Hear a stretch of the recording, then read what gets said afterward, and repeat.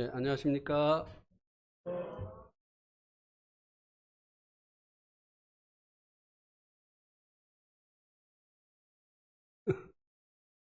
김자매님 서 계시네요. 네, 앉아서 들으세요. 네, 다 제 잘못이에요, 조는 거는. 얼마나 말씀이 졸리면 조시겠어요. 네, 오늘 말씀 본문은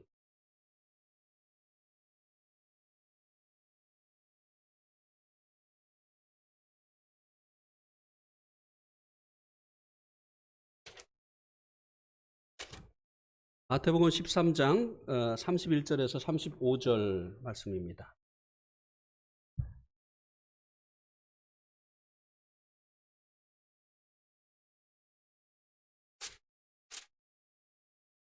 마태복음 13장 31절에서 35절.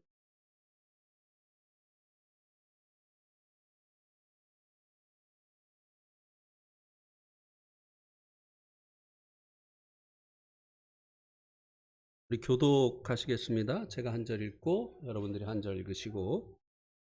그러므로 내가 너에게 이르노니 네. 죄송합니다. 네, 다시요. 마태복음 13장 31절 또 비유를 들어 이르시되 천국은 마치 사람이 자기 밭에 갖다 심은 겨자씨 하나 같으니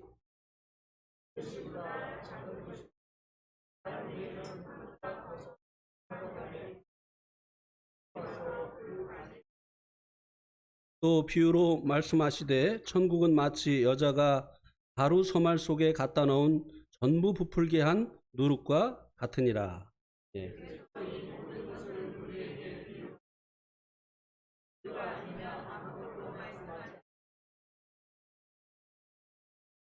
예. 거기까지 이렇게. 왜냐하면 33절까지만 말씀을 볼 것이기 때문에 여기까지 읽으셔도 되겠습니다. 오늘 말씀의 제목은 겨자씨와 누룩의 비유입니다. 이 마태복음 13장에 천국에 관한 이제 7가지의 비유가 나오는데요. 이 앞에 나온 2가지 비유는 천국이 세워지는 정상적인 방법에 대해서 말씀을 해주고 있습니다. 첫 번째는 씨 뿌리는 자의 비유인데요. 이 씨 뿌리는 자의 비유를 통해서 천국은 씨, 곧 하나님의 말씀이 사람들에게 전해짐으로 인해서 이 천국이 세워지는 것을 말씀해 주고 있습니다. 그런데 이제 이 천국을 세우기 위해서 하나님의 말씀을 전하는 이들이 유의하여야 할 점이 있는데요. 그것은 그 말씀을 듣는 사람들의 마음의 상태라고 하는 것입니다.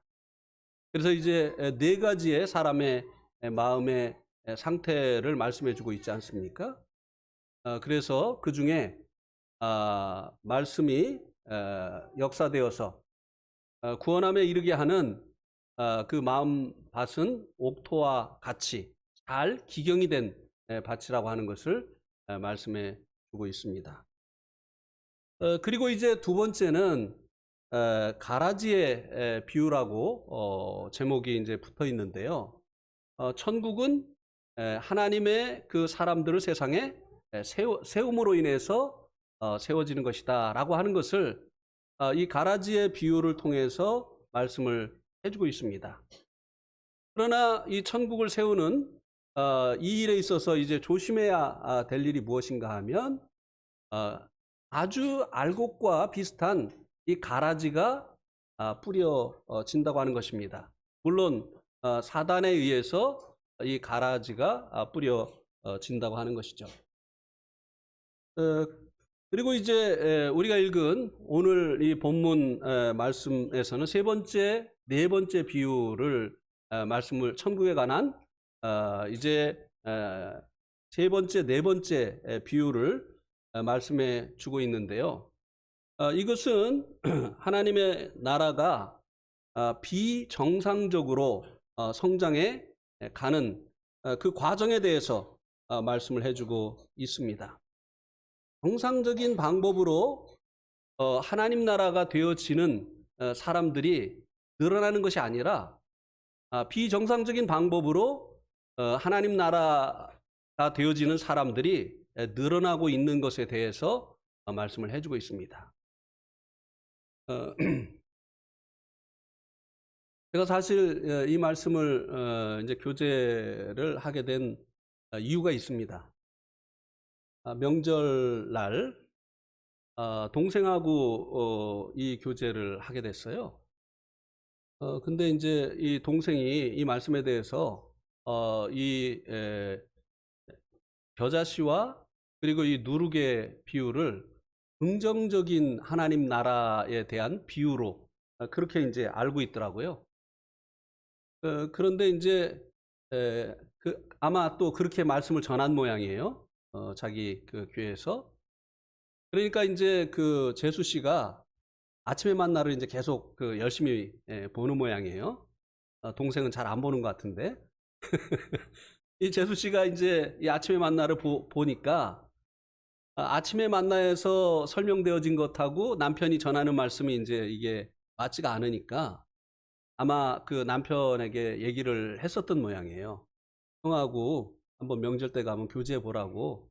당신 오늘 강단에서 한 얘기하고 형이 아침에 만나에 이 비유에 대해서 설명해 준 거하고 다르다. 이렇게 얘기를 해서 이제 교제를 했는데요. 뭐 생각을 안 바꾸려고 하더라고요.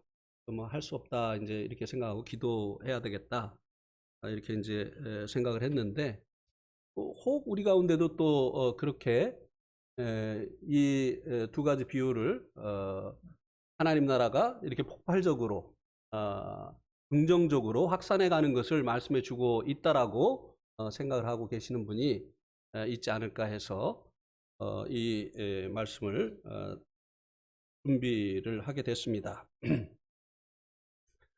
하나님의 나라가 처음에는 이제 주님으로 인해서 소수의 제자들 안에 이루어지고 세워지게 되어졌죠.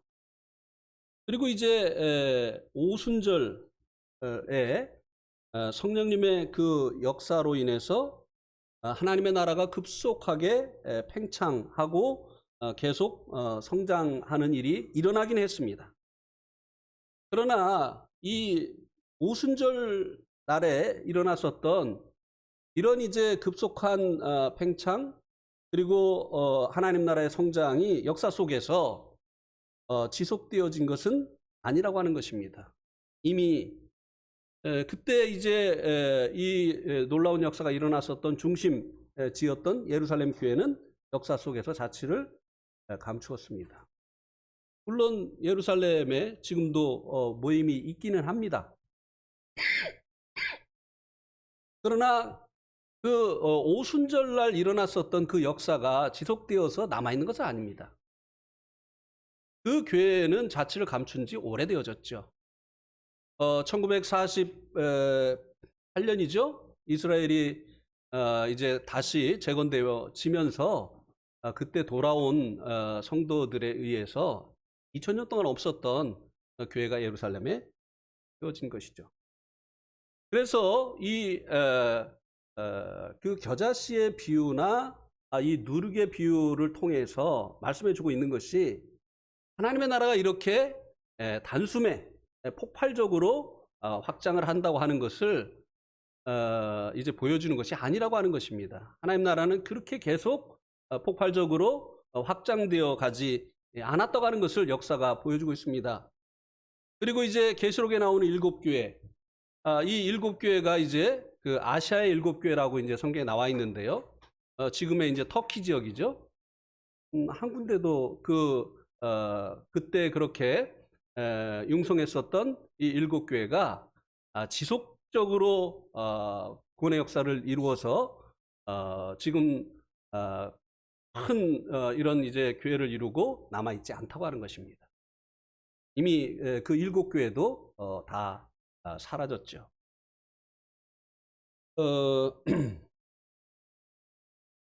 이 7교회 중에 마지막 시대에 교회의 모습을 보여주는 라오디게아 교회는요, 자기들 스스로는 부유하고 부족한 것이 없다고 자부를 했죠.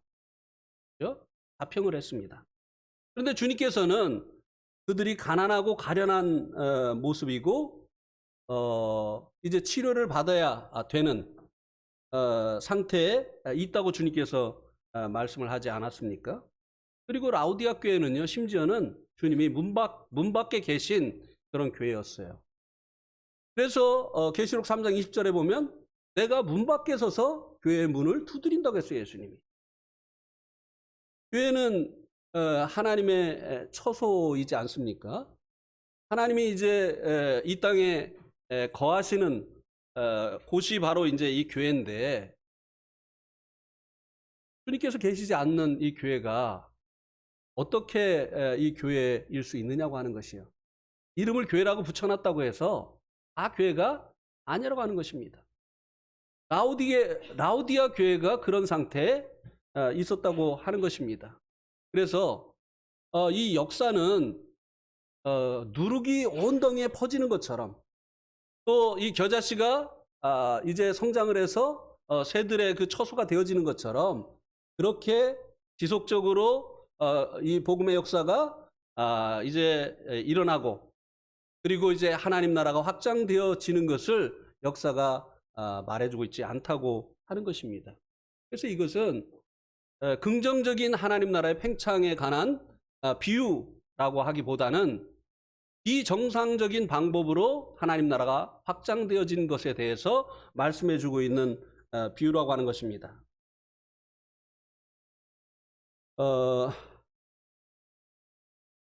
이 겨자씨의 비유를 통해서, 겨자씨 나무의 비유를 통해서 마지막 때의 천국의 모습을 보여주고 있다고 분별이 됩니다.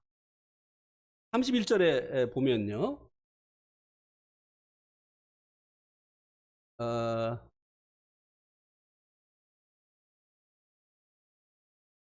32절에 보면 이 모든 씨보다 작은 것이로되 자란 후에는 풀보다 커서 나무가 되매 공중의 새들이 와서 그 가지에 깃들이느니라.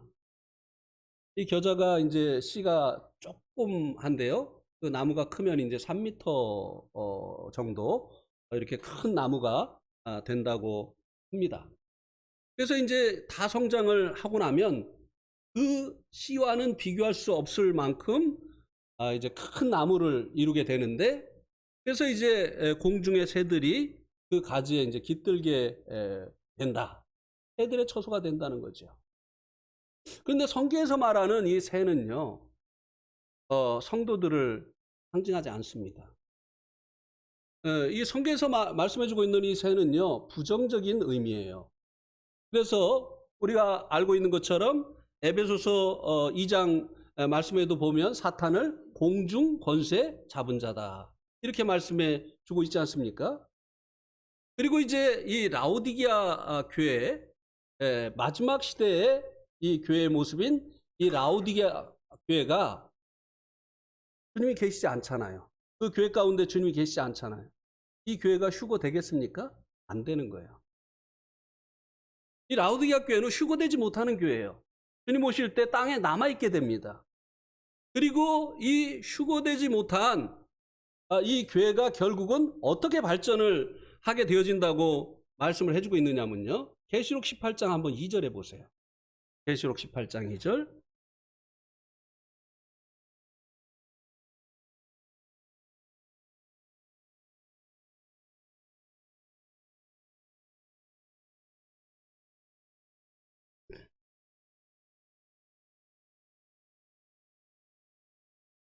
힘찬 음성으로 외쳐 이르되 무너졌도다 무너졌도다 큰 성 바벨론이여, 귀신의 처소와 각종 더러운 영이 모이는 곳과 각종 더럽고 가증한 새들이 모이는 곳이 되었도다.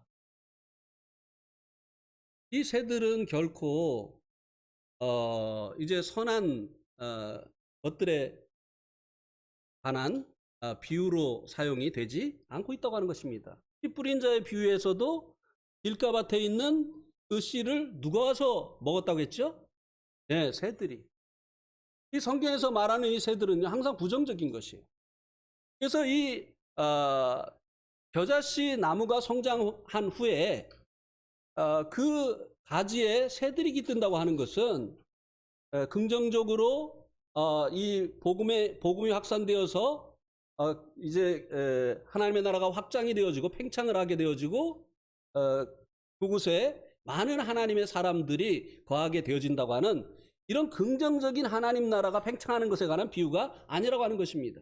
오히려 비정상적인 방법으로 이 하나님 나라가 확장이 되어서 결국은 이제 그곳이 하나님의 처소가 아니라 악한 영들과 새들이 거하는 이런 이제 처소가 되어지는 것, 그것을 말씀해 주고 있다고 하는 것입니다. 성경에서 또 여기 이제 바벨론이라고 했는데요. 바벨론은 부정적인 것을 말씀해 주고 있는 것이 아니겠습니까?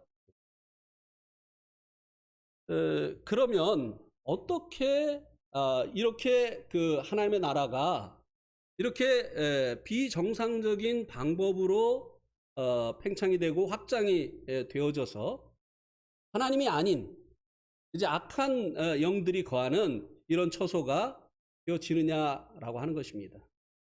그것에 대해서 이제 네 번째 비유가 우리들에게 힌트를 주고 있는 것입니다. 이 네 번째 비유는 누룩의 비유인데요. 33절에 보면 또 비유로 말씀하시되 천국은 마치 여자가 가루 소말 속에 갖다 놓은 전부 부풀게 한 누룩과 같으니라. 바로 누룩입니다. 이 누룩이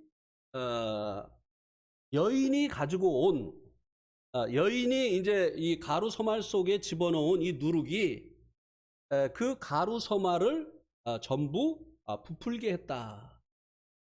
그러니까 이 가루 소말이 원래의 그 규모보다 큰 이 규모를 이루게 되어진 그 원인이 무엇이었느냐? 여인이 갖다 놓은 누룩이었다고 하는 것입니다. 성경에서 누룩 역시 선한 것에 관한 비유로 사용되지 않습니다. 복음이 팽창하는 것이 누룩으로 비유가 됐다? 그것은 맞지 않는 것이죠. 왜냐하면 이 성경에서 계속해서 이 누룩은 죄의 상징이고 그리고 이제 잘못된 것들의 상징이라고 하는 것을 말씀해 주고 있습니다. 이스라엘 백성들이 출애굽기 12장에 보면 유월절을 지키기 전에 먼저 해야 될 것을 말씀해 주셨는데 그것이 무엇입니까? 집에서 누룩을 제하는 것이었어요. 왜 유월절을 지키기 전에 이 누룩을 제하는 이와 같은 일을 하라고 말씀하셨습니까?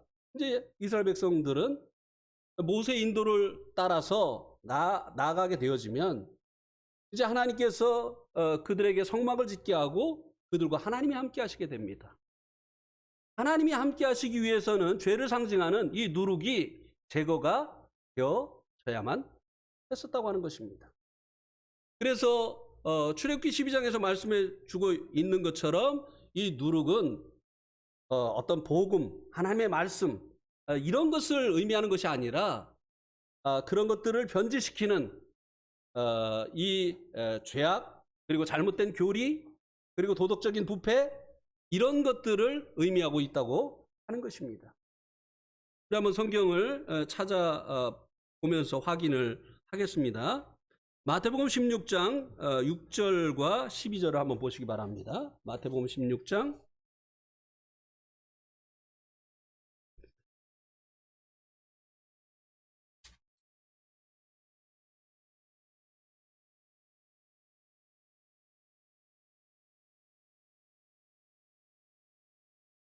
예수께서 이르시되 삼가 바리새인과 사두개인들의 누룩을 주의하라 하니라. 여기에서 말씀해 주고 있는 이 바리새인과 사두개인들의 이 누룩, 이것이 무엇이라고 말씀해 주고 있습니까? 12절에 보니까 그제서야 제자들이 떡의 누룩이 아니요 바리새인과 사두개인들의 교훈을 삼가라고 말씀하신 줄을 깨달으니라. 이 바리새인과 사두개인들의 이 교훈은 주님의 그 교훈과 반대가 되는 것이었지 않습니까? 주님은 하나님이 세상을 이처럼 사랑하사 독생자를 주셨으니 이는 저를 믿는 자마다 영생을 얻는다고 했어요. 주님은 믿음으로 말미암아 영생을 얻고 구원을 얻고 하나님 앞에 의롭다함을 얻는다고 하는 말씀을 전하셨습니다. 그러나 바리새인과 사두개인들은요, 율법의 행위로 말미암아 절기를 지키고 율법의 그 조항들을 이제 실천함으로 인해서 하나님 앞에 인정받고 그리고 이제 상속자가 되어질 수 있다. 또 할례를 통해서 하나님의 선민인 이스라엘에 더해질 수가 있다. 이렇게 이제 가르쳤던 것이 이 바리새인과 사두개인의 교훈이었습니다. 그것을 누룩이라고 했습니다. 그래서 성경은 하나님의 이 말씀과 이제 반대가 된다든지 하나님의 말씀을 혼란케 하는 이와 같은 것을 이제 또 누룩이라고 말씀해 주고 있다고 하는 것입니다. 결코 복음을 누룩으로 비유를 했다든지 아니면 순수한 하나님 말씀을 누룩으로 비유한 적이 성경 어디에도 없다고 하는 것입니다. 그다음에 이제 로마서 마가복음 8장 15절을 보시기 바랍니다. 마가복음 8장 15절.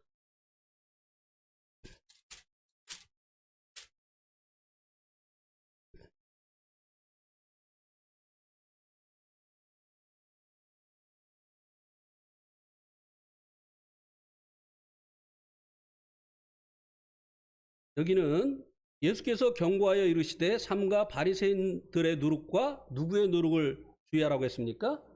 헤롯의 누룩을 말씀해 주고 있어요. 헤롯. 이 헤롯이 어떤 사람이었느냐면요. 이 사람은 당시에 이제 이스라엘의 왕이었습니다. 그러나 이스라엘의 왕은 이스라엘 사람이 돼야 되잖아요. 그런데 이 헤롯 일가는 에돔 사람이었어요. 에돔 사람이 이스라엘의 왕제에 앉은 거예요. 어떻게요? 로마를 힘입어서. 그래서 이스라엘의 그 이방인이 왕이 되니까 이스라엘 사람들이 좋아하겠습니까? 왕으로 인정하겠습니까? 안 하죠. 마음으로 따르지 않는 것이에요. 특히 바리새인들, 이런 사람들이, 바리새인들은 이제 국수주의자거든요. 그러다 보니까 이방인이 왕제에 앉아서 자기들 다스리는 거 못마땅한 거예요. 그래서 이 헤롯 일가가 취한 그 행동이 무엇입니까? 할례를 받은 거예요. 이방인도 할례를 받으면 선민이 이제 될 수 있다고 하는 그것을 이제 이용해서 할례를 받은 것입니다. 그런데 이 헤롯이 할례를 받은 것이 정말 하나님의 백성이 되기 위해서, 하나님의 말씀대로 살기 위해서, 하나님을 진정한 통치자로 인정하기 위해서 할례를 받았느냐고 하는 것이에요. 아니잖아요. 자기의 그 정치 권력을 유지하기 위해서. 그죠? 자기 입지가 흔들리니까 그것을 위해서 그것을 위해서 할례를 받은 것이잖아요. 이게 헤롯의 누룩입니다. 세상에 영광을 얻기 위해서 종교를 이용하는 것들. 네. 목적은 사실 세상의 영광이에요. 세상에서 유명하게 되는 것입니다. 세상에서 이제 권력을 얻는 것이에요. 그것을 이제 그것이 목적인데 그것을 위해서 이제 이제 신앙의 모습을 취하는, 이것이 바로 이제 헤롯의 누룩이라고 하는 것입니다. 이 누룩을 조심하라고 했어요. 왜냐하면 이 누룩이 그 온 덩이를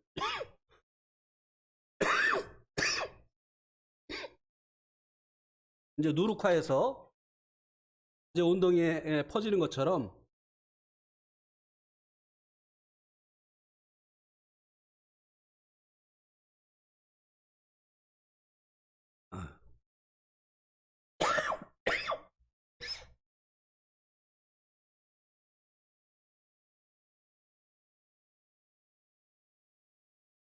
그래서 실제적으로 기독교가 이제 급속도로 팽창을 했었던 것이 오순절 이후에 AD 313년도에 일어났습니다.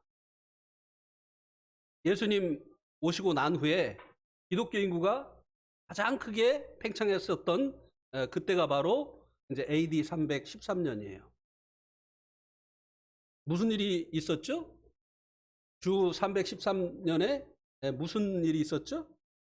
예, 콘스탄틴 황제가 기독교를 공인하게 합니다. 공인하게 됩니다.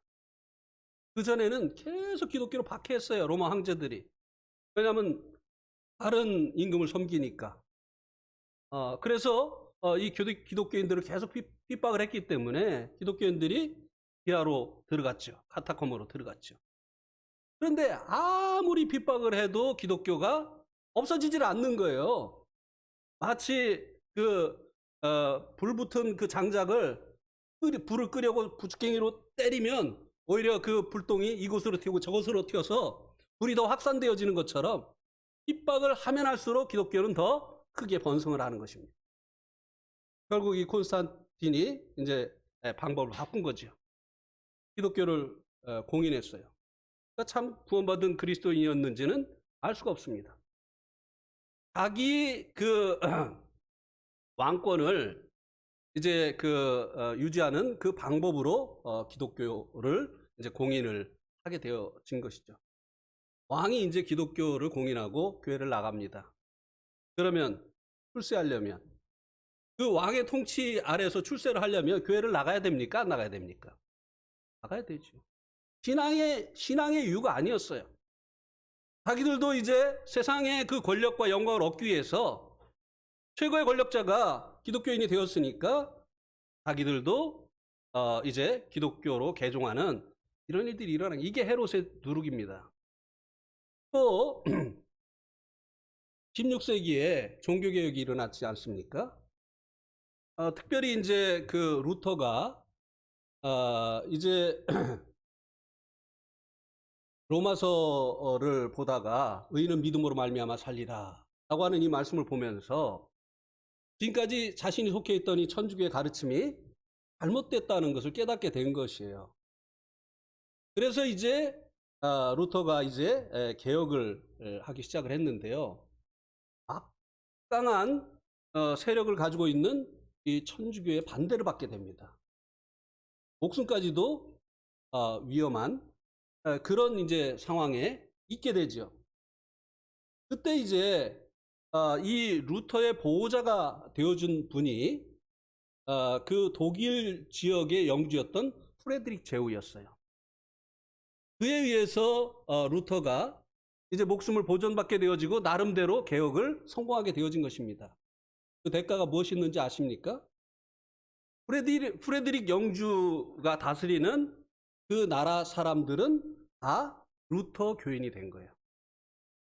복음을 듣고 예수님 영접해서가 아니라 그 나라에서 태어나면 이제 루터 교인이 되어지고 어린아이를 유아 세례를 주고 이렇게 하게 되어진 것입니다. 그러니 하나님 나라가 확장되어지는 것이 얼마나 쉽습니까? 그죠? 그 나라에 태어나면 그냥 루터 교인이 되니까. 예수님을 믿는지 안 믿는지 확인할 수 없는 유아들에게 세례를 줘서 왜? 그 나라에서 태어났습니다. 이게 소위 이제 국가교회지요. 그 나라의 종교를 기독교로 해서 그 나라에서 태어나면 그냥 기독교인이 되는 것이죠. 역시 또 하나의 누룩입니다. 이렇게 기독교가 역사 속에서 비정상적인 방법으로 확산이 되어진 거예요. 그것이 무엇에 의해서요? 누룩에 의해서 그렇게 되어졌다고 하는 것입니다. 자, 또 고린도전서 5장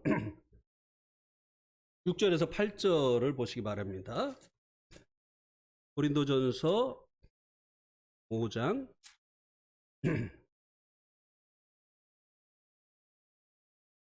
6절에서 8절. 너희가 자랑하는 것이 옳지 아니하도다. 적은 누룩이 온 덩이에 퍼지는 것을 알지 못하느냐. 너희는 누룩 없는 자인데 새 덩어리가 되기 위하여 묵은 누룩을 내어버리라. 우리의 유월절 양 곧 그리스도께서 희생되셨느니라. 이러므로 우리가 명절을 지키되 묵은 누룩으로도 말고 악하고 악의에 찬 누룩으로도 말고 누룩 없이 오직 순전함과 진실함의 떡으로 하자. 예.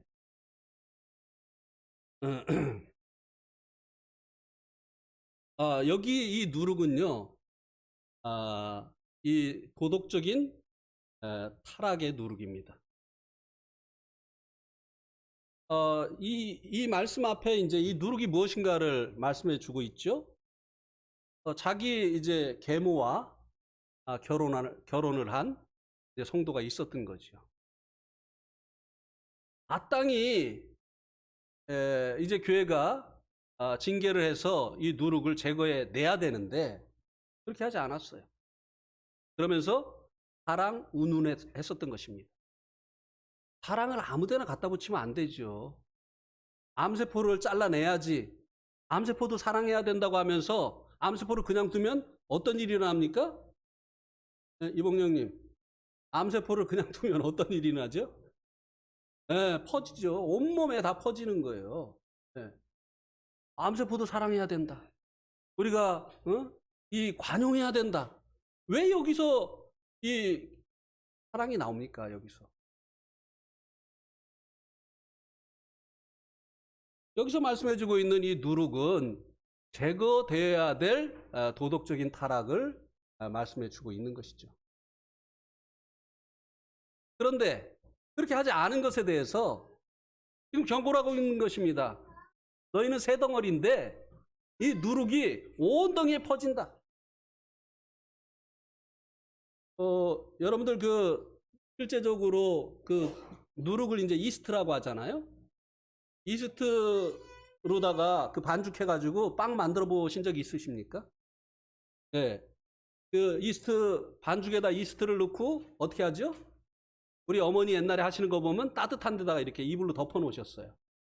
요만한 덩어리가 자고 나면은 그릇을 꽉 채우는, 그리고 이스트를 넣어서 하면 빵이 굉장히 부드러워요. 또 단맛도 납니다. 이거 맛보면요, 못 태어나요, 이거. 예. 이스트가 참 이게, 빵 만들고 이렇게 할 때는 참 좋은 거거든요. 예. 그래가지고,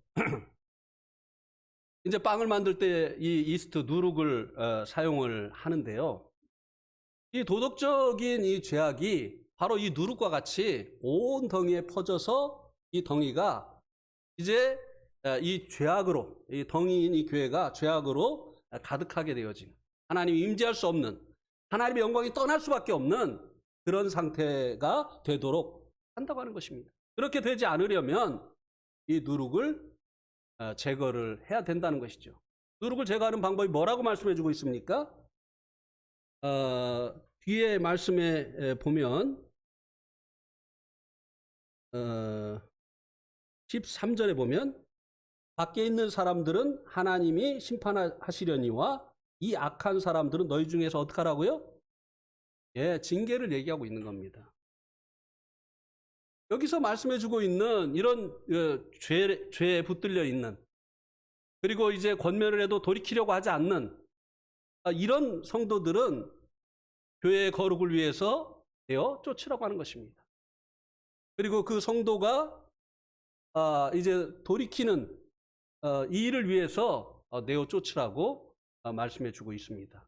마치 암세포를 수술해서 제거해 내야 되는 것처럼 그렇게 하라고 하는 것이죠. 그런데 제가 이제 이 징계라고 하는 것을요, 우리 모임에 와서 봤어요. 성경에는 징계가 있는데, 제가 21년 동안 이제 교회 생활하면서 징계하는 거 한 번도 못 봤습니다. 네. 결혼도 안 하고 살림을 차린 분이 집사가 돼요. 징계가 아니라 그런 분들이 그냥 교회에서 막 집사가 됩니다. 어린 나이에도 너무 이상했어요. 이거 뭐냐 이거 도대체. 하나님의 교회는 거룩해야 되는데 어떻게 저런 사람들이 교회 직분을 받지? 네. 왜 징계를 안 합니까? 징계를 하면요 다른 교회로 가거든요. 징계를 받아들이는 게 아니라 다른 교회로 가거든요. 그래서 또 거기 가면 환영을 해요. 네. 나 어느 교회에서 집사였습니다. 그러면 그거 그냥 연장해가지고 그 교회에서도 집사하게 하고 권사하게 하고 이렇게 하잖아요. 또 목회자들도 범죄를 하면 잠깐 외국에 나갔다 오는 거예요. 잊혀질 때까지. 교단에서 징계를 안 해요. 왜? 그 교회에 인원수가 굉장히 많으니까 교단에서 그 교회가 빠져나가면 교세가 약화되거든요. 이 누룩이 이제 팽창을 하는 데는 굉장히 효과가 있는 그런 물질이에요. 그렇기 때문에 이 누룩을 이제 제거하지 않고 오히려 이 누룩을 사용하기도 한다고 하는 것입니다. 그래서 처음에는 이제 깨끗한 그 덩이던 이 교회가 하나님의 나라가 이 누룩들로 인해서 완전히 부정하게 되어지는 더 이상 주님께서 임재하실 수 없는 그런 상태가 되어지는 결과를 빚어오게 된다고 하는 것입니다. 한 군데 더 보겠습니다. 갈라디아서 5장 9절.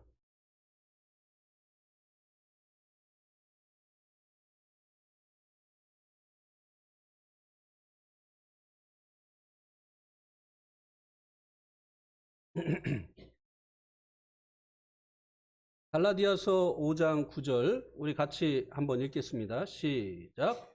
적은 누룩이 온 덩이에 퍼지느니라. 네. 여기 이제 갈라디아에 들어온 이 누룩은 무엇입니까? 다른 복음이죠. 네. 1장에 보면 갈라디아서 1장에 보면 1장 6절에 보면 그리스도의 은혜로 너희를 부르신 이를 이같이 속히 떠나 다른 복음 따르는 것을 내가 이상하게 여기노라. 이 갈라디아 교회에요. 다른 복음이 들어왔어요. 이 다른 복음이 구체적으로 무엇인가는 사도행전 15장에 나와 있습니다. 예수님만 믿어서 안 된다. 그 부족하다. 할례도 받아야 된다. 할례를 받으면요. 율법 전부를 행할 의무가 생기는 거예요. 그러니까 이 갈라디아 교회에 들어온 이 다른 복음은 뭔가 하면요. 복음에 율법을 섞은 겁니다. 그러면 어떤 일이 일어나겠습니까? 복음에 율법을 섞으면 어떤 일이 일어나겠습니까? 갈라디아서 6장 12절 한번 보세요. 갈라디아서 6장 12절 무릇 육체의 모양을 내려 하는 자들이 억지로 너희에게 할례를 받게 함은 그들이 그리스도의 십자가로 말미암아 박해를 면하려 함뿐이라. 예. 율법 그 복음에 율법을 더하면요 유대교로부터 핍박을 면하게 됩니다. 우리도 할례 받았어.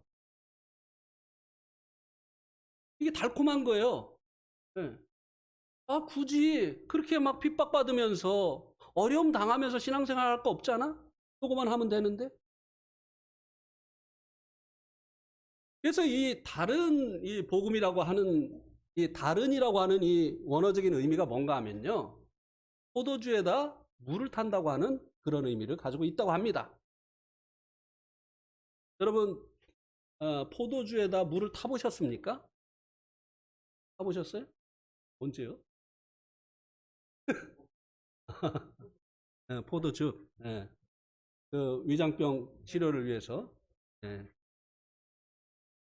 어, 저는 이제 그 포도주에 물을 타서 이제 먹은 적은 없고요.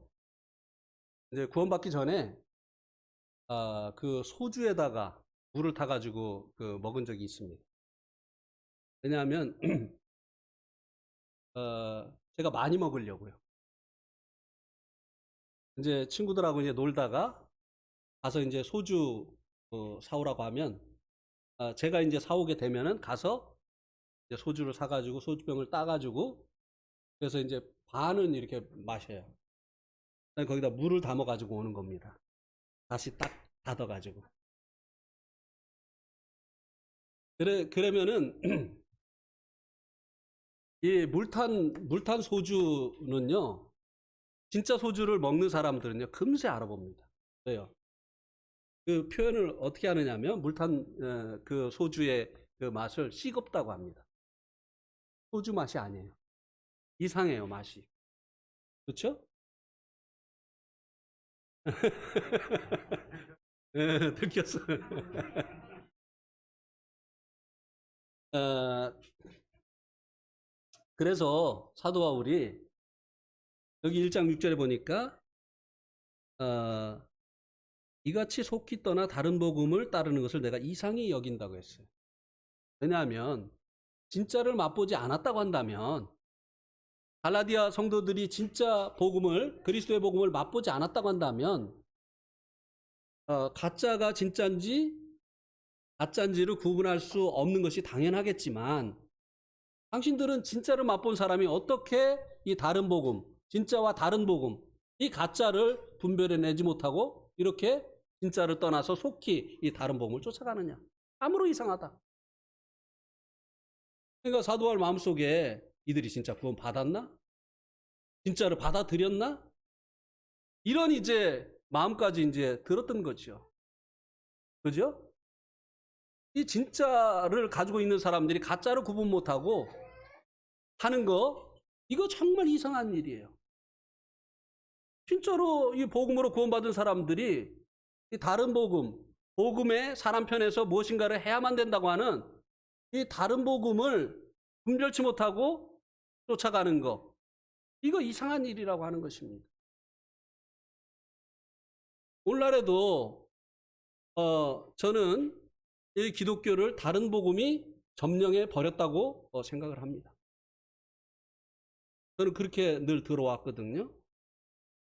예를 들어서 가인과 아벨의 제사에 대해서 설교를 하면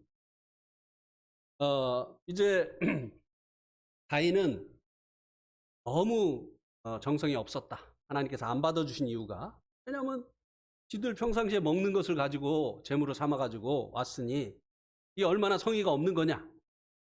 그런데 아벨은 양의 첫 새끼와 그 기름을 드렸으니까 특별한 것을 드린 것이 아니냐. 하나님이 그 정성을 보시고 아벨과 아벨의 제사는 받아주시고, 그리고 이제 이 성의 없이, 정성 없이 이제 제물을 드린 가인과 가인의 제사는 받지 않은 것이다. 그래서 우리가 하나님 섬길 때는 정말 정성을 다해서 해야 된다. 그래가지고 교회 올 때는 정말 제일 깨끗한 옷, 제일 좋은 옷을 입고 와야 되고, 그리고 헌금을 드릴 때 그 헌금하는 그 돈도 다리미로 다려가지고 깨끗하게 이 정성을 들여가지고 이렇게 해야 된다고 또 그렇게 배웠어요. 그래가지고 실제적으로 그렇게 하는 분들이 많았습니다. 은행에 가서 새 돈 찾아서 이렇게 하는 그런 분들이 있었는가 하면 장사하는 분들은 있잖아요. 근데 그 장사하는 그 돼서 그 얻은 그 돈이 꼬기작꼬기작 하잖아요. 그러니까 진짜 다리미질 해가지고 오는 거예요. 이게 뭡니까? 다른 복음이에요. 아벨의 제사를 받아주신 것은 아벨이 자신의 그 죄를 대속하는 희생제물을 의지해서 나왔기 때문에 하나님께서 받아주신 것이고, 가인은 1년 동안 땀 흘리고 수고한 나의 이 땀의 열매를 하나님 받아주십시오. 자기 정성을 가지고 왔잖아요. 행위를 가지고 왔잖아요.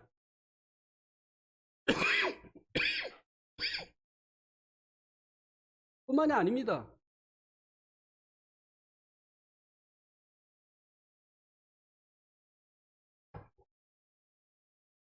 그만하라고 하나? 왜 이렇게 목이 막 간질간질. 뭐 11조가 천국 가는 그 계단을 쌓는 것처럼 막 해가지고 11조 한 번 떼어먹으면은 천국 가는 계단 하나 없어지는겨. 두 번 떼어먹어? 두 번 떼어먹으면 두 개 없어지는겨. 세 번? 이제 세 번 떼어먹으면은 천국 가는 계단 세 개 없어지는겨. 그 다음에 어떡할겨? 점프할겨? 이렇게 위협을 해가지고 진짜 예수님 고난주간 돼가지고 예수님 십자가를 또 얘기하거든요. 예수님 보혈도 얘기하고. 그러면은 너무 감사하고 천국 갈 것 같아. 근데 또 11조 설교 들으면 떼어먹은 적이 있거든요. 그래가지고 이 천국 가는 계단이 이게 없어져가지고 불안한 거예요. 그래서 막 열심을 낼 때는 천국이 막 보이다가 뭐 11조를 한번 떼어먹었다든지 주일날 교회를 못 갔다든지 이러면은 또 지옥이 막 보이다가 천국 갔다 지옥 갔다 막. 이게 왜 그렇습니까? 복음 플러스 행위. 다른 복음. 온 덩이에 퍼져버린 거죠. 그러면 이 세 덩이, 가루 서말, 이 가루 서말은 문제가 없어요. 이 가루 서말은 문제가 없는데 이 여자가 이 가루 서말 속에 무엇을 집어넣습니까? 누룩을 집어넣었잖아요. 이 여자가 문제고 여자가 집어넣은 이 누룩이 문제인 것이죠. 그러면 이 가루 서말 속에 누룩을 넣은 이 여자, 어떤 사람이 이 여자의 역할을 할까요? 성경에 보면 이 여자에 대해서도 긍정적으로 얘기해주고 있지 않습니다. 첫 여자가 어떻게 했죠? 죄를 세상에 들여왔죠. 그렇죠? 그리고 이제 마지막 때에도 음녀가 결국은 이제 기독교를 타락하게 하는 이런 역할을 하게 되어지는 것에 대해서 말씀을 해주고 있습니다. 계시록 17장에서 그것을 말씀해주고 있죠. 그러면 오늘날에 또 잘못하면 그렇게 되어지지 않기를 우리가 기도해야 되지만 우리 가운데서 누가 이 여자의 온 덩이를 이제 누룩화가 되게 하는 이런 일을 누가 할 수 있느냐라고 하는 것을 우리가 생각해 보아야 된다고 하는 것입니다. 살펴보아야 된다는 것이에요. 잘못하면 내가 이 온덩이를 계속, 온덩이가 하나님 말씀 안에서 순수함을 지키게 하는 것이 아니라 이 온덩이가 누룩화가 되게 하는 그런 일을 하는 그 장본인이 내가 되어줄 수가 있다고 하는 것이에요. 이 여인이 누구냐? 아까 살펴보았던 갈라디아서 6장 12절 다시 한번 보겠습니다. 갈라디아서 6장 12절에 보면 무릇 육체의 모양을 내려 하는 자들이 억지로 너희에게 할례를 받게 하려 함은 그들이 그리스도의 십자가로 말미암아 박해를 면하려 함뿐이니라. 고난받지 않으려고 하는 사람들이 누룩을 가지고 옵니다. 세상에서 인정받고 사람들에게 이제 높임을 받기를 원하는 세상의 이 영광을 구하는 사람들이 교회 가운데 이 누룩을 가지고 들어온다는 것이에요. 그러나 성경은 복음은 가는 곳마다 반대를 받았고 그리고 이 복음과 함께 고난을 받으라고 말씀해 주고 있습니다. 자기를 죄인이라고 하는데 환영할 사람 어디 있습니까? 그죠? 병 고쳐주고 예수 믿으면 축복받고 잘 된다고 하는 이런 이제 기복신앙을 전하면 환영받겠지만 그러나 당신 죄인입니다. 지옥 갑니다. 이렇게 하는데 누가 환영을 하겠어요? 자기도 나름대로 종교가 있는데 그것은 멸망의 길입니다. 천국 가는 길은 단 하나뿐입니다. 내가 길이요 진리요 생명이니 나로 말미암지 않고는 하나님께로 올 자가 없다고 말씀하신 예수 그리스도 그분만이 천국 가는 유일한 길입니다. 그럼 무엇이야? 너희만 잘났냐? 교만하다, 독선적이다. 예, 계속 반대받아 왔어요. 그러나 그것이 사실이기 때문에 천하 하늘과 땅 사이에 유일하신 구원자 예수님밖에 하나님이 주신 일이 없잖아요. 아무거나 잘 믿으면 돼. 사람들 이거 좋아하잖아요. 꼭 예수만 믿어야 되는 게 아니야. 아무거나 잘 믿으면 돼. 정성껏 하면 돼. 그러면 핍박이 없어요. 누가 이 누룩을 가져오느냐? 핍박을 싫어하는 사람들. 세상의 영광을 구하는 사람들. 두 마리 토끼를 못 잡습니다. 하늘의 영광도 얻고 세상에서도 영광 얻으려고 하는 사람들. 누룩을 가져오는 여인이 되어질 수가 있다고 하는 것입니다. 또 반복되는 것입니다만 헤롯의 누룩. 또 헤롯도 세상의 권력을 상징하는 것이 아니겠습니까? 세상에서 유명해지기를 원하는 이런 사람들이 이 복음이 더러운 길을 갈 수 없게 되어 된다고 하는 것입니다. 복음은 결코 세상에서 환영하지 않기 때문이라고 하는 것입니다. 그 다음에 이제 누가 또 이 여인의 역할을 할 수 있느냐? 간증을 잃어버린 사람들. 고린도 교회처럼. 그리스도인들은요, 간증을 잃어버리지 말아야 돼요.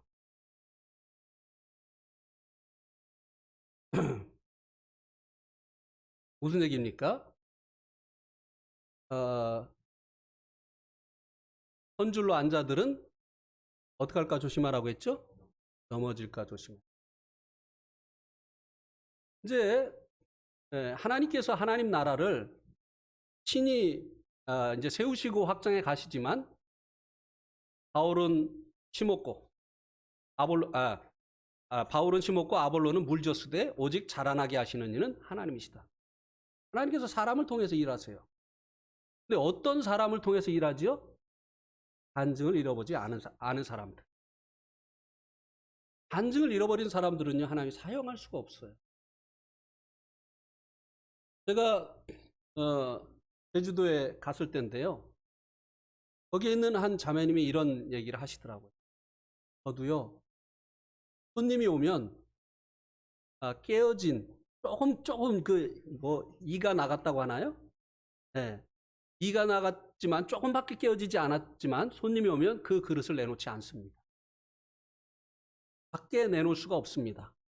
내가 그냥 밥 먹을 때는 먹는데 이 깨어진 그릇은 조금이라도 흠집이 나면 손님이 왔을 때는 내어놓을 수가 없습니다. 하나님도 그러신 거예요. 간증을 잃어버린 사람들을 하나님이 사용해서 하나님의 나라를 확장해 나갈 수가 없는 것이에요. 그런데 이 간증을 잃어버린 사람들은요, 더 이상 거룩을 말하지 않습니다. 맨날 사랑 타랑만 하죠. 왜? 자기가 그 간증을 잃어버렸기 때문에. 아니, 간증을 잃어버릴 수도 있습니다. 우리 중에 완전한 자가 누가 있겠어요? 신앙생활을 하다 보면 넘어질 수도 있고 우리가 간증을 잃어버릴 수가 있어요. 그런데 하나님 앞에서 자백해야죠. 예, 맞습니다. 다윗처럼 하나님 옳습니다. 내가 잘못했습니다. 이렇게 해야 되는데 합리화시키고 나만 그랬냐? 그걸 그렇게 문제 삼아야 되느냐? 이런 사람들이요. 절대 그것이 죄라고 이제 말하지 않습니다. 그것이 잘못이라고 말하지 않습니다. 그러니까 교회가 누룩이 계속 번지는 거죠. 네. 자세히 말씀 안 드려도 무슨 말인지 아시겠죠? 예? 자세히 말씀 드릴까요? 드리지 말래요. 우리 아내가 막 고개를 막 흔들어요.